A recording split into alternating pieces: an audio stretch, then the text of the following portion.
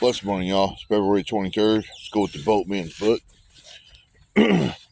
Enter his gates with thanksgiving. Psalm 104. This is a disciple of thanks.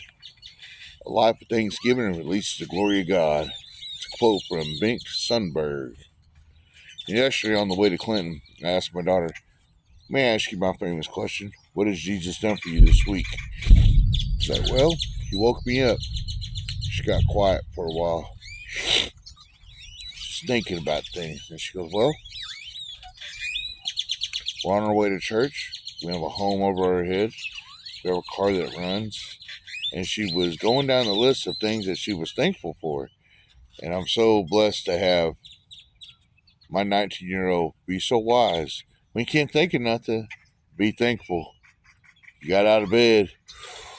You get to breathe air. You get to walk. There's some people having trouble breathing. There's some people that can't get out of bed. There's some people that are paralyzed. And so forth and so on.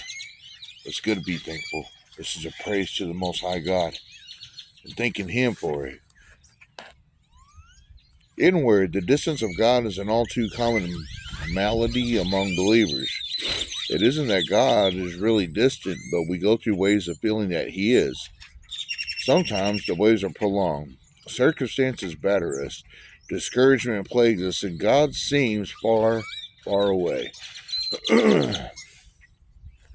God's prescriptions for entering His presence is to give thanks. This verse does just tell us the right attitude with which we are to enter His gates. It also tells us the means by which we enter them. Thanksgiving coupled with the praise will bring us to where He is, or will bring Him to where we are. Either way, we find that worshipful gratitude is the right place to be. God lives where He is acknowledged. If God does not seem to be living near you, perhaps there's something lacking in your acknowledgement. You rarely see gratitude in someone who thinks negatively about life. Why? Pessimistic thoughts remove the glory of His presence. Negative thinking is not faith.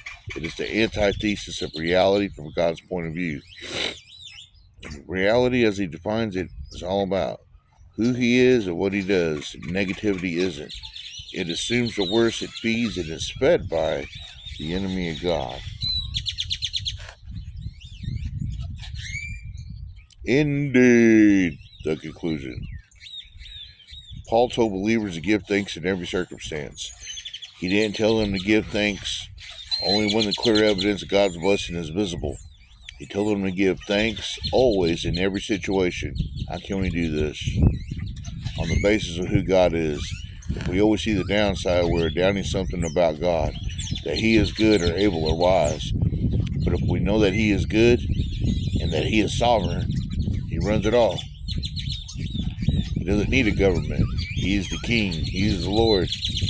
He's our master architect. He is ultimately, supremely sovereign. And that He is wise. We can give thanks that He is working out His plan, even in the difficult circumstances of life. And remember, He holds us up by His strong right hand to victory. I know what I'm talking about. I fought for my marriage to my woman for 6 years. And she came home in the 6th. I wanted to quit the first 2 years, but I'm too rugged to get a divorce. I just felt in my heart, man, emotion that was just so bitter and mad. I was going to kill the man she left me for. And I about did kill him in 2017. But she left him later on and came back home where she belonged. And then she really went home where she belonged in the kingdom of heaven. And in the middle of the battle, I thanked the Lord for it, because it was the reason why she was gone. And then the Lord showed me, because you placed her before me, son, this is what I have to do. You have to tear down all idols. Establish in your mind a disciple of thanks. Enumerate every aspect of your life and thank God for it.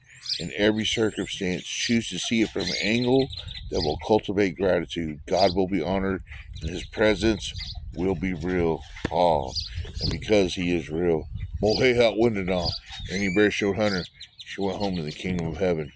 I was punished for placing her over my relationship to Him. So He took her out of the relationship of our marriage, but I still stayed married Because in 1 Corinthians 7, the word says, a man is to never leave his wife. And then if they cheat on you, you can forgive them and move forward. And if you don't believe me, ask Hosea. Hosea was married to Gomer. Gomer was a prostitute. But it was a representation of Israel and Judah splitting apart and then coming together as one flesh, with strength renewed, just as the eagles by the Holy Spirit. Be blessed in your iron journey.